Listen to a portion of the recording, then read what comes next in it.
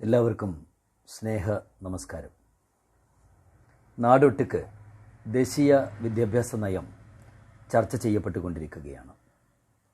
കഴിഞ്ഞ ജൂലൈ 29 കേന്ദ്ര സർക്കാർ അംഗീകരിച്ച് നടപ്പാക്കാനായി നിശ്ചയിക്കപ്പെട്ടിരിക്കുന്ന ദേശീയ വിദ്യാഭ്യാസ നയം NEP 2020 എന്ന പേരിൽ അറിയപ്പെടുന്ന പുതിയ വിദ്യാഭ്യാസ നയം,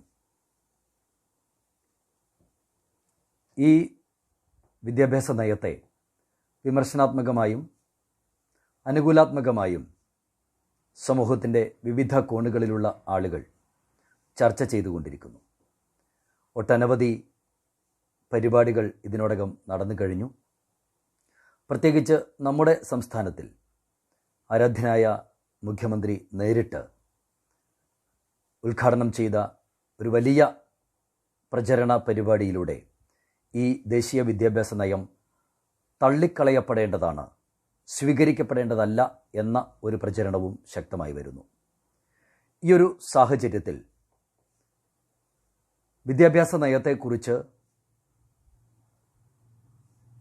പ്രസംഗങ്ങൾക്ക് വേണ്ടി മാത്രം കാത്തുനിൽക്കാതെ എന്താണ് വിദ്യാഭ്യാസ നയത്തിൽ കൃത്യമായി പറഞ്ഞിരിക്കുന്നത്, എങ്ങനെയാണത് ഉരുത്തിരിഞ്ഞു വന്നത് എന്നതിനെ സംബന്ധിച്ച് നയം തന്നെ വിശകലനം ചെയ്ത് വ്യാഖ്യാനം ചെയ്ത് സംസാരിക്കാം എന്ന് കരുതുകയാണ്. ആ ഒരു സാഹചര്യത്തിലാണ് ഈ ഒരു വീഡിയോയുമായി വരാൻ തീരുമാനിച്ചിരിക്കുന്നത്. ഇത്തരമൊരു ദൗത്യം ഏറ്റെടുക്കാൻ പ്രത്യേക കാരണം കൂടിയുണ്ട്. ഒരു അധ്യാപകൻ എന്ന നിലയിൽ ആരാധ്യനായ പ്രധാനമന്ത്രി നമ്മോട് പറഞ്ഞു കഴിഞ്ഞു, അധ്യാപകരാണ് ഈ നയത്തെ ഏറ്റെടുക്കേണ്ടത് എന്ന്. ഇത് അധ്യാപകൻ്റെ നയമാണ് എന്നാണ് അദ്ദേഹം പറഞ്ഞത്. അപ്പോൾ ഏതൊരു സംഗതിയെയും അത് എന്ത് എന്ന് വായിച്ച് നോക്കി വിശകലനം ചെയ്ത് സ്വീകരിക്കുകയോ ഉപേക്ഷിക്കുകയോ ചെയ്യുന്നതാണ് ഒരു അഭിജ്ഞ സമൂഹത്തിന് കരണീയമായിട്ടുള്ളത്. അതുകൊണ്ട് തന്നെയാണ് കൃത്യമായി നയത്തിൽ നിന്നുകൊണ്ട് നയം എന്താണ് പറയുന്നത് എന്ന് വിശദീകരിക്കാൻ ആഗ്രഹിക്കുന്നത്. നമുക്കറിയാം, സ്വാതന്ത്ര്യാനന്തര ഭാരതത്തിൽ വിദ്യാഭ്യാസ രംഗത്ത് മാറ്റങ്ങൾ ആഗ്രഹിച്ചുകൊണ്ട് അല്ലെങ്കിൽ ആവശ്യപ്പെട്ടുകൊണ്ട് വിവിധ സർക്കാരുകൾ വിദ്യാഭ്യാസ മേഖലയിൽ ഇടപെട്ടപ്പോൾ അതിനായി രൂപീകരിക്കപ്പെട്ട നിരവധി കമ്മീഷനുകളും പഠന സമിതികളുമുണ്ട്.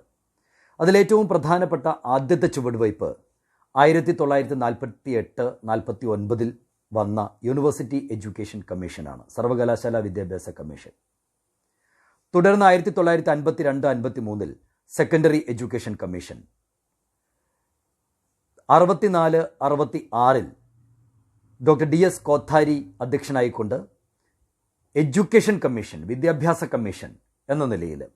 അതിനു മുമ്പ് വന്നത് പ്രത്യേക മേഖലകളെ പരാമർശിക്കുന്നതായിരുന്നുവെങ്കിൽ സമഗ്രമായ വിദ്യാഭ്യാസത്തിൻ്റെ എല്ലാ തലത്തെയും സ്പർശിക്കുന്ന ഒരു ആസൂത്രണം നടപ്പാക്കുന്നതിന് വേണ്ടി രൂപീകരിക്കപ്പെട്ട കമ്മീഷൻ ഡോക്ടർ DS കോത്താരിയുടെ നേതൃത്വത്തിലുള്ള 64-68 രൂപീകരിക്കപ്പെട്ട കമ്മീഷനാണ്. ആ കമ്മീഷൻ്റെ report national policy on education എന്ന നിലയിൽ കോത്താരി കമ്മീഷൻ റിപ്പോർട്ട് നടപ്പാക്കുന്നത് 1968.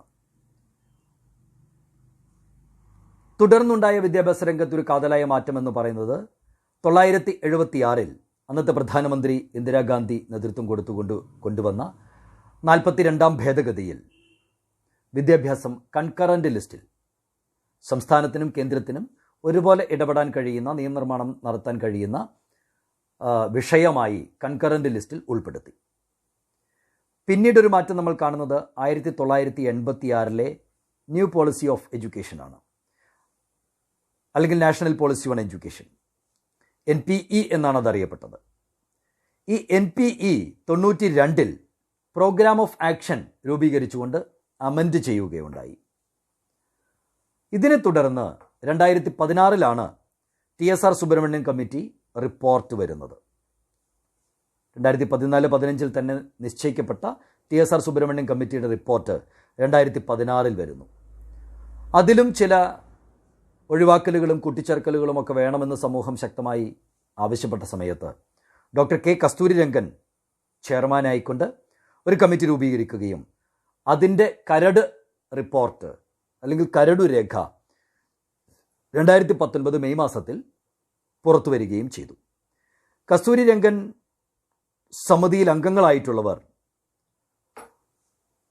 അദ്ദേഹത്തെ കൂടാതെ doctor Vasudha Kamath, doctor Manjul Bhargava, doctor Ramshankar Kuril, professor T V Kattimani, Shri Krishnamohan Tripathi, doctor Mazhar Asif, doctor M K Sridhar, Shri Rajendra Pratap Gupta എന്നിവരാണ് അതിൻ്റെ ഒഫീഷ്യൽ അംഗങ്ങളെ കൂടാതെ സമൂഹത്തിൻ്റെ വിദ്യാഭ്യാസ മേഖലയിൽ നിന്ന് വിദ്യാഭ്യാസ വിചക്ഷണർ എന്ന നിലയിൽ സമിതി അംഗങ്ങളായിരുന്നത്, കമ്മിറ്റി അംഗങ്ങളായിരുന്നത്.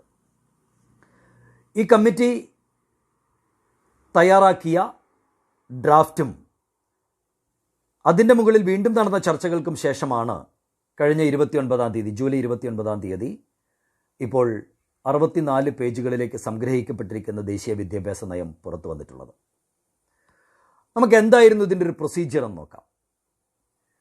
26/1/2015 മുതൽ 31/10/2015 വരെ www.mygov.in എന്ന സൈറ്റിലൂടെ, അതായത് ഏതാണ്ട് 10 മാസക്കാലം പൊതുജനങ്ങൾക്ക് നമ്മുടെ നാടിൻ്റെ വിദ്യാഭ്യാസം എങ്ങനെയായിരിക്കണം എന്നതിനെ സംബന്ധിച്ച് അഭിപ്രായം രേഖപ്പെടുത്താനുള്ള അവസരം നൽകിയിരുന്നു. 10 മാസക്കാലം പൊതുസമൂഹത്തിൽ നിന്ന് ആർക്കും വിദ്യാഭ്യാസ നയത്തിൽ എന്തൊക്കെയാണ് വേണ്ടത്, എങ്ങനെയൊക്കെ ആയിരിക്കണം എന്ന് അഭിപ്രായം രേഖപ്പെടുത്താനുള്ള അവസരമുണ്ടായിരുന്നു. തുടർന്ന് 2015 മെയ് മാസം മുതൽ ഒക്ടോബർ വരെ ഈ സൈറ്റ് ഓപ്പൺ ആയിരിക്കുന്ന ആ സമയത്തു തന്നെ സമാന്തരമായി 2015 മെയ് മാസം മുതൽ ഒക്ടോബർ മാസം വരെ 2.5 ലക്ഷം ഗ്രാമപഞ്ചായത്തുകളിൽ രാജ്യത്തിൻ്റെ വിദ്യാഭ്യാസ നയം എന്തായിരിക്കണം എന്ന് ഗ്രാമസഭകൾ ചർച്ച ചെയ്തു. 2.5 ലക്ഷം ഗ്രാമപഞ്ചായത്തുകൾ, ഭാരതത്തിൽ ഗ്രാമസഭകൾ ഈ നാടിൻ്റെ വിദ്യാഭ്യാസം എന്തായിരിക്കണമെന്ന് ലോക്കലി, ഏറ്റവും പ്രാദേശികമായി ചർച്ച ചെയ്തു. 6600-ലധികം ബ്ലോക്ക് പഞ്ചായത്തുകൾ ചർച്ച ചെയ്തു. 6000-ലധികം അർബൻ ലോക്കൽ ബോഡീസ് ഈ വിഷയം ചർച്ച ചെയ്തു.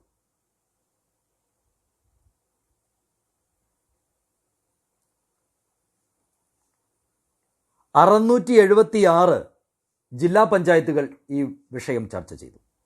അതായത് ഈ വിദ്യാഭ്യാസ നയം രൂപപ്പെടുന്നതിന് മുമ്പ് ജനാധിപത്യത്തിൻ്റെ സർവ്വ സൗന്ദര്യങ്ങളെയും പ്രകടിപ്പിച്ചുകൊണ്ട് ജനാധിപത്യത്തിൽ വ്യക്തിയുടെ അഭിപ്രായമാണ് ജനപ്രതിനിധികളിലൂടെ ഭരണഘടനാ സഭകളായ നിയമസഭകളും പാർലമെൻറ്റും, പാർലമെൻറ്റ് എന്ന് പറയുമ്പോൾ ലോക്സഭയും രാജ്യസഭയും ചേർന്നതാണ് പാർലമെൻറ്റ്, നിയമസഭകളും പാർലമെൻറ്റും രാജ്യത്ത് നയം രൂപീകരിക്കുന്നത് രാജ്യത്തെ പൗരൻ്റെ വ്യക്തിയുടെ താൽപ്പര്യങ്ങൾക്ക് അനുസൃതമായിട്ടാണ് എന്ന ഭരണഘടനാ തത്വത്തെ ഏറ്റവും മൂർത്തമായ ഭാവത്തിൽ പ്രകടീകരിച്ചുകൊണ്ട് ഇത്രയും ജനാധിപത്യ രീതിയിൽ ചർച്ച നടത്തിയിട്ടാണ് അഭിപ്രായങ്ങളെ സമാഹരിച്ചിട്ടുള്ളത്.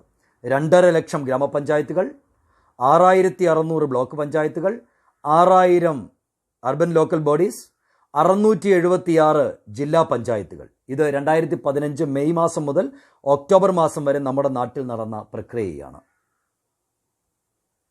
അതിനെ തുടർന്നാണ് 484ഓളം പേജുകളുണ്ടായിരുന്ന കരട് NEP, ദേശീയ വിദ്യാഭ്യാസ നയം കരട് ഡ്രാഫ്റ്റ് 2019 22 ഭാഷകളിലും അതിൻ്റെ ശബ്ദരൂപവും ഓഡിയോ 22 ഭാഷകളിൽ പ്രിന്റ് ചെയ്തും ഓൺലൈനിൽ PDF ആയും ഓൺലൈനിൽ ഓഡിയോ മോഡ്യൂളുകളായും ഈ ഡ്രാഫ്റ്റ് ഭാരതത്തിൻ്റെ പൊതുജന സമക്ഷം സമർപ്പിക്കപ്പെട്ടു. തുടർന്ന് ആന്ധ്രാപ്രദേശ്, കേരള, തെലങ്കാന, തമിഴ്നാട്, പുതുച്ചേരി, കർണാടക, ഒറീസ എന്നീ സംസ്ഥാനങ്ങളിൽ നിന്നുള്ള ജനപ്രതിനിധികൾക്ക്, MP-മാർക്ക് വീണ്ടും പ്രത്യേക ഡിസ്കഷൻസ് ആവശ്യമുണ്ട് എന്നാവശ്യപ്പെട്ടതിനനുസരിച്ച് എഡ്യൂക്കേഷൻ ഡയലോഗ് വിത്ത് MPs എന്ന നിലയിൽ ചർച്ചകൾ നടത്തി. 21/9/2019 കെയ്പിൻ്റെ central advisory board of education അതിൻ്റെ പ്രത്യേക മീറ്റിംഗ് ചേർന്നു. 7/11/2019 HRD മിനിസ്ട്രിയുടെ ഹ്യൂമൻ റിസോഴ്സ് ഡെവലപ്മെൻറ്റ് പഴയ HRD മിനിസ്ട്രിയുടെ പാർലമെൻ്ററി സ്റ്റാൻഡിംഗ് കമ്മിറ്റി ചേർന്നു.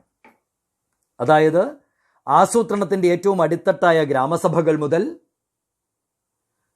ബ്ലോക്ക് പഞ്ചായത്തുകൾ, ജില്ലാ പഞ്ചായത്തുകൾ, ജനപ്രതിനിധികളടങ്ങുന്ന സമിതികൾ, ജനപ്രതിനിധികളുടെ പ്രത്യേകം യോഗങ്ങൾ, സംഭാഷണങ്ങൾ എന്നിവയിലൂടെ ഇത്രയും സമയമെടുത്തുകൊണ്ട് 2015 ആരംഭിച്ച പ്രക്രിയ 5 വർഷങ്ങൾക്ക് ശേഷമാണ് 2020 ജൂലൈ 29 ഒരു നയമായി സമർപ്പിക്കപ്പെട്ടത്. അപ്പോൾ നമ്മൾ ഈ നയത്തെക്കുറിച്ച് ഏറ്റവും കൂടുതൽ കേട്ട വിമർശനം കേന്ദ്ര സർക്കാർ സ്വയമേവ എടുത്ത ഒരു തീരുമാനമാണ്, വേണ്ടത്ര ചർച്ച നടത്തിയിട്ടില്ല എന്നൊക്കെയാണ്.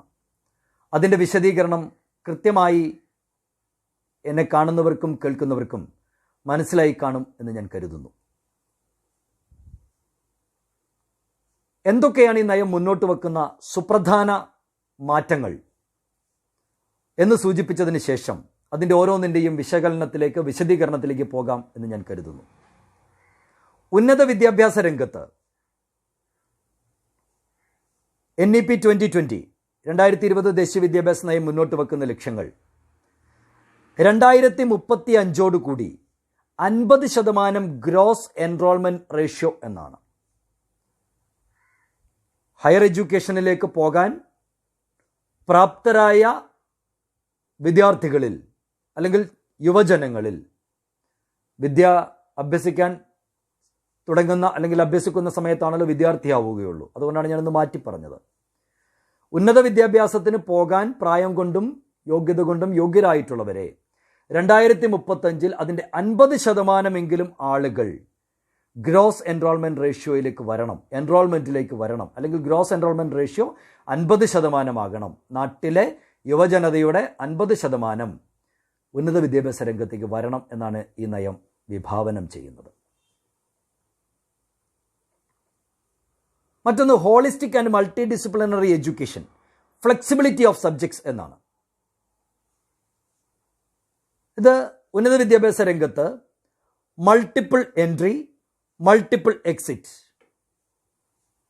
ഇത് കൊടുത്തുകൊണ്ട് ഹോളിസ്റ്റിക് ആയിട്ടുള്ള, സമഗ്രമായിട്ടുള്ള, സമ്പൂർണമായിട്ടുള്ള ഒരു വിദ്യാഭ്യാസം, അതിൽ സബ്ജക്ട്സിൽ ഫ്ലെക്സിബിലിറ്റി, ചോയ്സ്, ഓപ്ഷൻസ് എന്ന് പറയുമ്പോൾ ഇപ്പോൾ ഭൗതിക ശാസ്ത്രത്തിന് പഠിക്കാൻ ആഗ്രഹിക്കുന്ന ഒരു കുട്ടിയെ സംബന്ധിച്ച് അവന് ചരിത്രം കൂടി പഠിക്കാം, അവന് ഭാഷ കൂടി പഠിക്കാം, അവനേതെങ്കിലും കല പഠിക്കാം. അപ്പോൾ ഒരു കുട്ടിക്ക് ഒരു വ്യക്തിക്ക് അല്ലെങ്കിൽ ഒരു കുട്ടിക്ക് ഏതൊക്കെ കാര്യങ്ങളാണോ പഠിക്കാൻ താല്പര്യമുള്ളത് അതൊക്കെ പഠിക്കാൻ അവസരം കൊടുക്കുന്ന മൾട്ടി ഡിസിപ്ലിനറി സമ്പ്രദായത്തിലേക്ക് വരികയും അതിൽ തന്നെ multiple entry and multiple exit, അതായത് ഒരു വർഷം പഠനം പൂർത്തിയാക്കി തുടർന്ന് 2ാം വർഷം പഠനത്തിലേക്ക് പോകാനുള്ള സാഹചര്യം നഷ്ടപ്പെടുകയോ ഏതെങ്കിലും തരത്തിൽ മാറി നിൽക്കേണ്ടിയോ ഒക്കെ വരികയോ ചെയ്യുന്ന ഒരു വിദ്യാർത്ഥിയെ സംബന്ധിച്ച് ഇന്ന് പഠനം അവസാനിപ്പിക്കേണ്ട ഒരു സ്ഥിതിയുണ്ട്. അതിനൊരു മാറ്റം വരുത്തിക്കൊണ്ട് ആ ഒരു വർഷത്തിൽ ആദ്യ വർഷത്തിൽ പഠനം നിർത്തിയാലും പിന്നീട് എപ്പോഴെങ്കിലും അവൻ എപ്പോഴാണോ പഠിക്കാൻ അവസരം കിട്ടുന്നത് ആ സമയത്ത് വീണ്ടും ആ സിസ്റ്റത്തിനകത്തേക്ക് കടന്നു വരാം, ഈ പഴയ ഒരു വർഷത്തെ നിലനിർത്തിക്കൊണ്ട്. അതുപോലെ തന്നെ എപ്പോൾ വേണമെങ്കിലും പുറത്തും പോരാം. മനുഷ്യ ജീവിതമാണ്. ഒരുപാട് സാഹചര്യങ്ങളാൽ പഠനം നഷ്ടപ്പെട്ടു പോകുന്ന, നിലച്ചു പോകുന്ന ആളുകളെ നമുക്കറിയാം. ആ ഒരു സാഹചര്യം ഒഴിവാക്കാൻ വേണ്ടി ഡ്രോപ്പ് ഔട്ട് എന്ന് പറയുന്ന ഒരു വലിയ പ്രശ്നം ഭാരതത്തിൻ്റെ വിദ്യാഭ്യാസ മേഖലയിൽ നിലനിൽക്കുമ്പോൾ ആ ഡ്രോപ്പ് ഔട്ട് ദാരിദ്ര്യം കൊണ്ടോ സാമ്പത്തിക പരാധീനതകൾ കൊണ്ടോ സംഭവിച്ചു പോകുമ്പോൾ അതിനെ പ്രോത്സാഹിപ്പിക്കാതെ ഒരു തിരിച്ചറിവുണ്ടാവുന്ന സമയത്ത് വീണ്ടും പഠിക്കാൻ അവസരം ഒരുക്കി കൊടുക്കുന്ന ഒന്നാണ് multiple entry and multiple exit. ഇതിനു വേണ്ടി അവൻ എത്ര നാളാണോ പഠിച്ചത്, ആ പഠിച്ച സമയത്ത് ശേഖരിക്കപ്പെട്ട ക്രെഡിറ്റുകളെ അക്കാഡമിക് ബാങ്ക് ഓഫ് ക്രെഡിറ്റ്സ് എന്ന ഒരു സംവിധാനത്തിൽ ശേഖരിച്ചു വെക്കുകയും എപ്പോൾ പഠനം തുടരുന്നുവോ അപ്പോൾ ഈ ക്രെഡിറ്റുകൾ ആ പഠനത്തിൻ്റെ തുടർച്ചയിലേക്ക് ചേർത്ത് വെച്ചുകൊണ്ട് ആദ്യം മുതൽ വീണ്ടും പഠിക്കേണ്ട ഒരു സാഹചര്യത്തെ പാടെ ഒഴിവാക്കുകയാണ് ഉന്നത വിദ്യാഭ്യാസ രംഗം.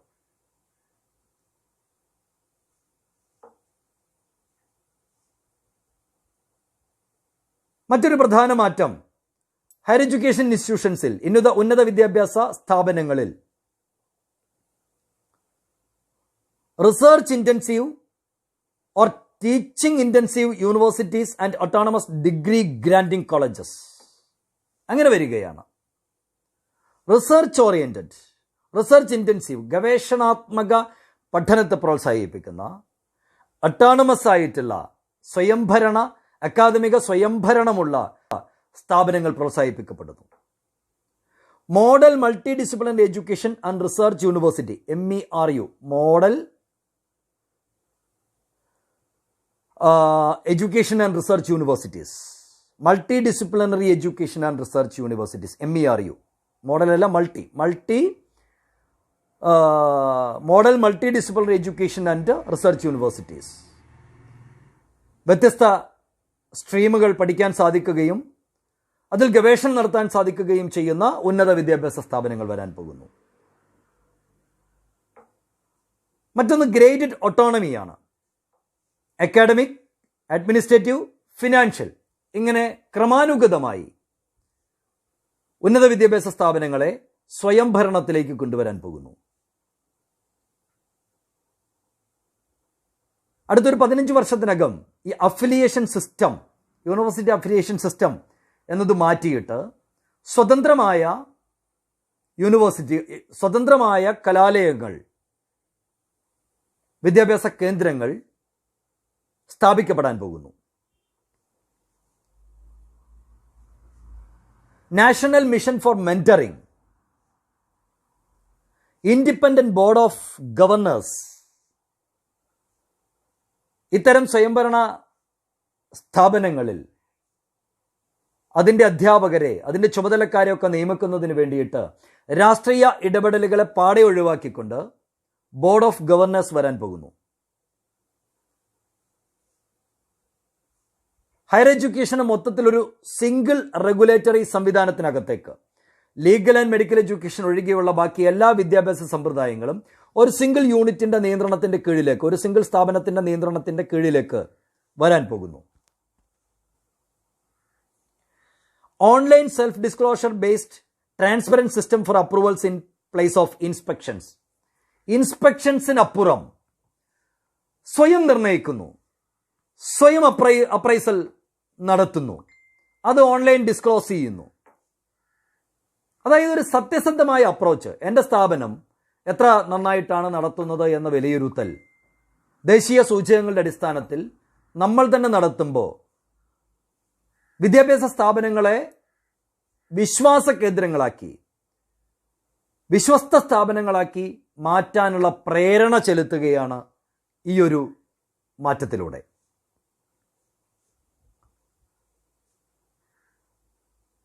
Common norms for public and private higher education institutions. Public സ്ഥാപനങ്ങൾക്കും സ്വകാര്യ സ്ഥാപനങ്ങൾക്കും അതിൻ്റെ മാനദണ്ഡങ്ങൾ എന്ന് പറയുന്നത്, പരിശോധനാ മാനദണ്ഡങ്ങൾ, വിലയിരുത്തൽ മാനദണ്ഡങ്ങൾ, ഗ്രേഡിംഗ് മാനദണ്ഡങ്ങളൊക്കെ ഏകീകൃതമായിരിക്കും.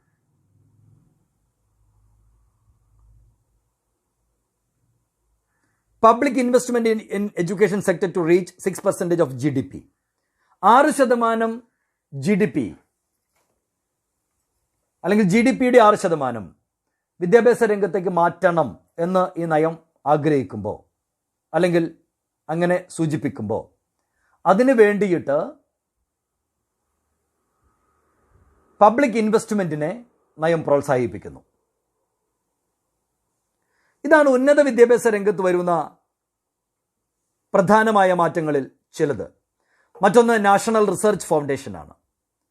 ദേശീയ താൽപ്പര്യങ്ങളെ മുൻനിർത്തി രാജ്യത്തിൻ്റെ പുരോഗതിക്ക് ഉതകുന്ന ശാസ്ത്ര, സാങ്കേതിക, ഭാഷ, മാനവിക വിഷയങ്ങളിൽ രാജ്യത്തിൻ്റെ വളർച്ച ലോക രാഷ്ട്രങ്ങളുടെ ഇടയിൽ മുൻപന്തിയിലേക്ക് എത്തുന്ന തരത്തിൽ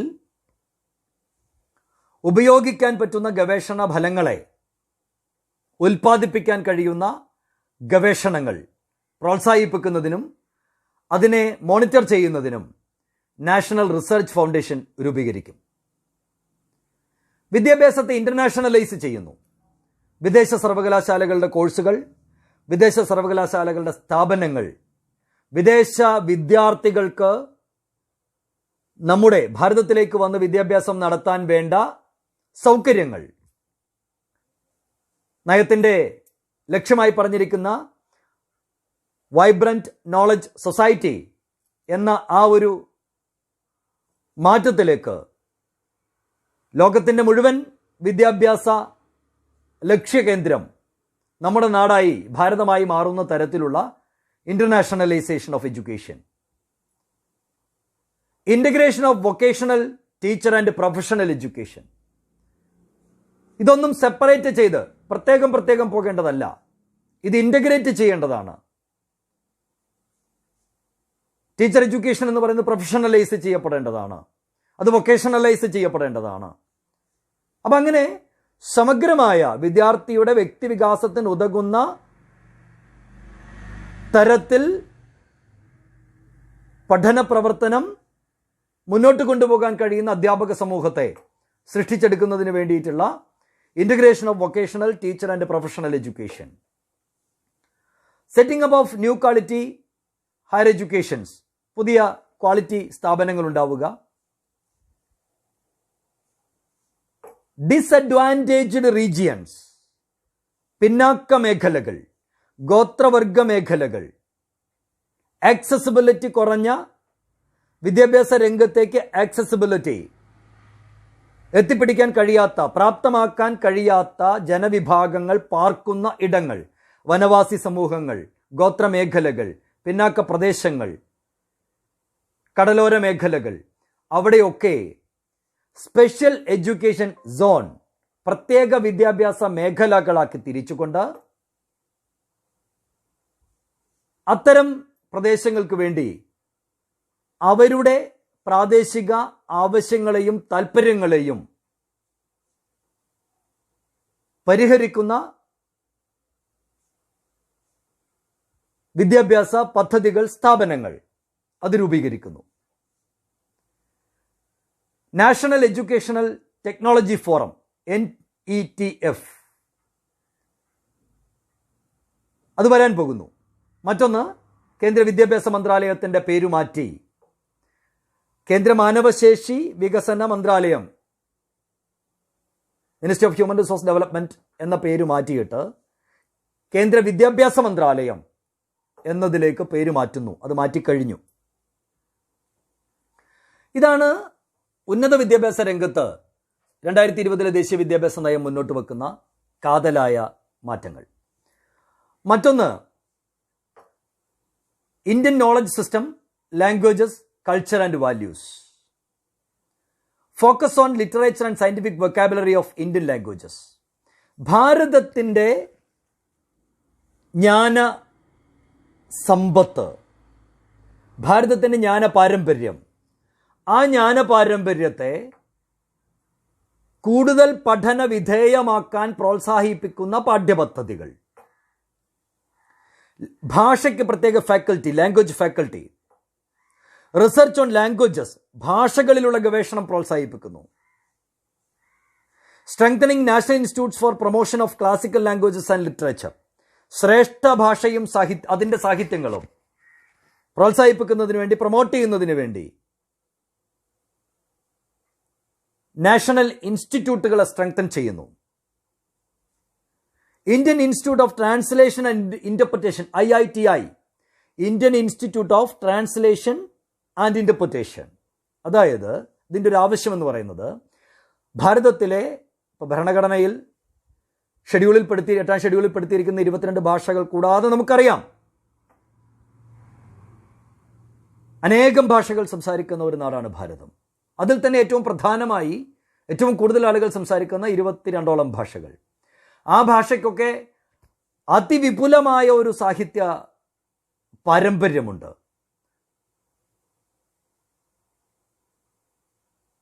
സമുദ്രത്തിൻ്റെ ആഴത്തിനേക്കാൾ അപ്പുറം ആഴമുള്ള പഴക്കമുള്ള സാഹിത്യ സംസ്കാര പാരമ്പര്യം ഭാഷകൾക്കുണ്ട്. അത് ഏകഭാരതം എന്ന് ചിന്തിക്കുന്ന സമയത്ത്, ഭാരതം ഒന്നാണ് എന്ന് ചിന്തിക്കുന്ന സമയത്ത് മലയാളത്തിൻ്റെ മാത്രമായ സവിശേഷതകൾ അത് മലയാളിയിൽ ഒതുങ്ങി നിൽക്കേണ്ടതല്ല. തമിഴ്നാടിൻ്റെ സംഘകാല കൃതികൾ പോലെ തിരുവള്ളുവരിൻ്റെയും ഔവയാറിൻ്റെയും ഒക്കെ രചനകൾ തമിഴ്നാട്ടിൻ്റെ മാത്രം അഭിമാനമാകേണ്ടതല്ല. എല്ലാ സംസ്ഥാനങ്ങളെയും സംബന്ധിച്ച് അങ്ങനെ തന്നെ. ഇത് പരസ്പരം വിനിമയം ചെയ്യപ്പെടണം. വിനിമയം ചെയ്യപ്പെടുമ്പോൾ അതിലുള്ള ഒരു നാഷണൽ ഇൻ്റഗ്രേഷൻ, ഒരു ദേശീയ ഉദ്ഗ്രഥനം, ഒരു അഖണ്ഡത, ഒരു ഐക്യം, പരസ്പരം പരിചയപ്പെടുമ്പോൾ ഉണ്ടാകുന്ന അടുപ്പം പോലെ സംസ്കാരങ്ങൾ തമ്മിൽ ഔദ്യോഗികമായി തന്നെ പരിചയപ്പെടാൻ അവസരം കിട്ടുന്ന തരത്തിൽ ഇവ തമ്മിൽ ട്രാൻസ്ലേറ്റ് ചെയ്യപ്പെടുകയും വിവർത്തനം ചെയ്യപ്പെടുകയും തർജ്ജമ ചെയ്യപ്പെടുകയും വ്യാഖ്യാനിക്കപ്പെടുകയും വിശകലനം ചെയ്യപ്പെടുകയും ഒക്കെ വേണ്ടതുണ്ട്. അപ്പോഴാണ് ഏകഭാരതം എന്ന ആ സങ്കല്പം, ഏകഭാരതം ശ്രേഷ്ഠഭാരതം എന്ന ആ ഒരു സങ്കല്പം പൂർണ്ണമാകുന്നത്. അതിനു വേണ്ടിയിട്ട് Indian institute of translation and interpretation സ്ഥാപിക്കുന്നു ദേശീയ വിദ്യാഭ്യാസ നയം 2020. ഇന്ത്യൻ നോളജ് സിസ്റ്റത്തെ സംബന്ധിച്ചുള്ള അവയർനെസ്, ബോധ്യപ്പെടുത്തൽ, ബോധവൽക്കരണം, ട്രഡീഷണൽ ആർട്ട് ആൻഡ് ലോകവിദ്യ, നമ്മുടെ പ്രാദേശികമായ പാരമ്പര്യ കലാരൂപങ്ങൾ, പാരമ്പര്യ തൊഴിലുകൾ, ഇത് പ്രോത്സാഹിപ്പിക്കപ്പെടണം. അല്ലെങ്കിൽ ഇത് അന്യം നിന്ന് പോകും. ഒരു നാടിൻ്റെ സംസ്കാരം എന്ന് പറയുന്നത് കുറേ കാലം കഴിയുമ്പോൾ അതിൻ്റെ പഴയ രൂപങ്ങളെ സംരക്ഷിക്കപ്പെട്ടിട്ടില്ല എങ്കിൽ തികച്ചും പുതിയതായി മാറും. ചരിത്രാന്വേഷികൾക്ക് അല്ലെങ്കിൽ നാടിൻ്റെ ചരിത്രം തിരയുന്നവർക്ക്, സംസ്കാരം തിരയുന്നവർക്ക് ഒന്നും ലഭ്യമല്ലാതെ വരും. നമ്മുടെ ഉദാഹരണം പറഞ്ഞാൽ ആറന്മുള കണ്ണാടി, ഓച്ചിറയിലെ കാളകെട്ടുത്സവം പോലെയുള്ള, ചെട്ടികുളങ്ങര കുംഭഭരണി പോലെയുള്ള നമ്മുടെ നാടിൻ്റെ തനതായ പ്രാദേശിക കലാരൂപങ്ങൾ, കരകൗശല വൈദഗ്ധ്യങ്ങൾ, പാരമ്പര്യ തൊഴിലുകൾ, ഇതെല്ലാ പ്രദേശത്തുമുണ്ട്. അത് സംരക്ഷിക്കപ്പെടണം. അത് സംരക്ഷിക്കപ്പെടണം എന്ന് പറയുമ്പോൾ വരും തലമുറ അതേ തൊഴിൽ തന്നെ ചെയ്തുകൊണ്ട് ജീവിക്കണമെന്ന് അർത്ഥമില്ല. വിമർശകർ, ദുർവ്യാഖ്യാതാക്കൾ, നയത്തെ ദുർവ്യാഖ്യാനം ചെയ്യുന്നവർ മുന്നോട്ട് വെക്കുന്ന ഒരു പ്രധാന വിമർശന പോയിന്റ് ഇതാണ്. ഇത്തരത്തിൽ പ്രോത്സാഹിപ്പിക്കപ്പെടുമ്പോൾ കുട്ടികൾ ആ ഒരു തൊഴിൽ പഠിച്ച് അതിലേക്ക് ആയിപ്പോവും എന്നൊക്കെയുള്ള ചിന്തയാണ്. അതിനുവേണ്ടി അല്ല ഇത് പറഞ്ഞിരിക്കുന്നത്. ഇത് പറഞ്ഞിരിക്കുന്നത് ഈ സംസ്കാരം സംരക്ഷിക്കപ്പെടാനാണ്. ഇതറിയാവുന്ന ആൾ വേണം. ചെളിമണ്ണിൽ നിന്ന്, കളിമണ്ണിൽ നിന്ന് ശില്പങ്ങൾ ഉണ്ടാക്കുന്ന, പാത്രങ്ങൾ ഉണ്ടാക്കുന്ന കലാവിദ്യ, അത് തൊഴിലുമാണ്, കലയുമാണ്, ശാസ്ത്രം ഉൾപ്പെട്ടതാണ്. അത് ചെയ്യാനറിയാവുന്നവർ ഇല്ല എങ്കിൽ ആ ഒരു അറിവ് മണ്ണോട് മണ്ണടിഞ്ഞു പോകും. അപ്പം അത് സംരക്ഷിക്കപ്പെടാൻ വേണ്ട പ്രോത്സാഹന ജനകമായ പദ്ധതികൾ ഈ നയം വിഭാവനം ചെയ്യുന്നു.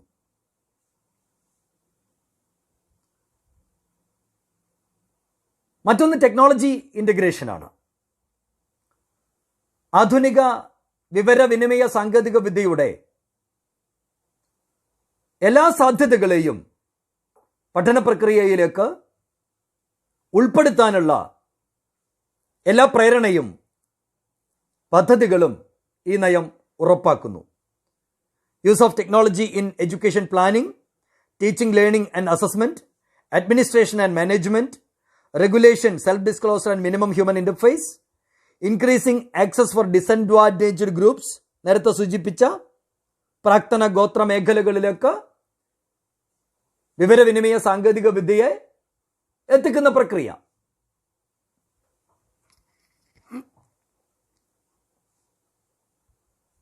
ദിവ്യാംഗ് ഫ്രണ്ട്ലി എഡ്യൂക്കേഷൻ സോഫ്റ്റ്വെയർ, ദിവ്യാംഗരായിട്ടുള്ള വ്യത്യസ്ത ശേഷികളുള്ള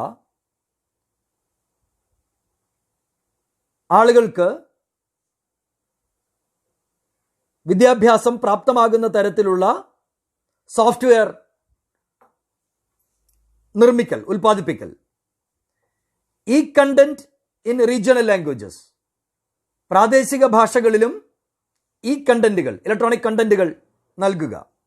virtual labs, digitally equipping schools, teachers and students. അപ്പൊ ഇങ്ങനെ വിദ്യാഭ്യാസ രംഗത്ത്, ഉന്നത വിദ്യാഭ്യാസ രംഗത്ത് കാതലായ മാറ്റങ്ങൾ വരുത്തിക്കൊണ്ട് ആധുനിക ശാസ്ത്ര സാങ്കേതിക വിദ്യകളെ സമന്വയിപ്പിച്ചുകൊണ്ട് 21ാം നൂറ്റാണ്ടിലേക്ക് ഭാരതത്തെ അഭിമുഖീകരിക്കാൻ പ്രാപ്തമാക്കുന്ന തരത്തിലുള്ള പുതിയ വിദ്യാഭ്യാസ ചിന്ത, സമഗ്രമായ ആമൂലാഗ്ര പരിവർത്തനം ഉറപ്പാക്കുന്ന ദേശീയ വിദ്യാഭ്യാസ നയം ഏറ്റവും ആദ്യം സൂചിപ്പിച്ചതുപോലെ ഏറ്റവും ജനാധിപത്യപരമായ രീതിയിൽ ആവിഷ്കരിക്കപ്പെട്ട് നടപ്പാക്കാൻ വേണ്ടി സമർപ്പിക്കപ്പെട്ട് അംഗീകരിക്കപ്പെട്ടിരിക്കുകയാണ്. ഞാൻ അതിൻ്റെ ഹൈലൈറ്റ്സ് ആണ് ഇപ്പോൾ പറഞ്ഞത്. ഇനി സ്കൂൾ വിദ്യാഭ്യാസ രംഗത്തെ മാറ്റങ്ങൾ എന്താണ് എന്നത് തൊട്ടടുത്ത വീഡിയോയിൽ ഞാൻ വിശദീകരിക്കും. തുടർന്ന് കൃത്യമായി ഏതൊക്കെ തരത്തിലാണ് മാറ്റങ്ങളെ കൊണ്ടുവരുന്നത് എന്ന് നയത്തിൻ്റെ 64 പേജുകളിലൂടെ യാത്ര ചെയ്ത് വിശദീകരിക്കാനും ഒരു അധ്യാപകൻ എന്ന നിലയിലും ദേശീയ അധ്യാപക പരിശീലന സമിതി അംഗമെന്ന നിലയിലും ഉള്ള ഒരു ഉത്തരവാദിത്തം, ഒരു ദൗത്യമായി കണ്ട് ഏറ്റെടുക്കുകയാണ്. സ്കൂൾ വിദ്യാഭ്യാസ രംഗത്തെ മാറ്റങ്ങളെ സംബന്ധിച്ച് തൊട്ടടുത്ത വീഡിയോയിലൂടെ നമുക്ക് സംവദിക്കാം. നമസ്തേ.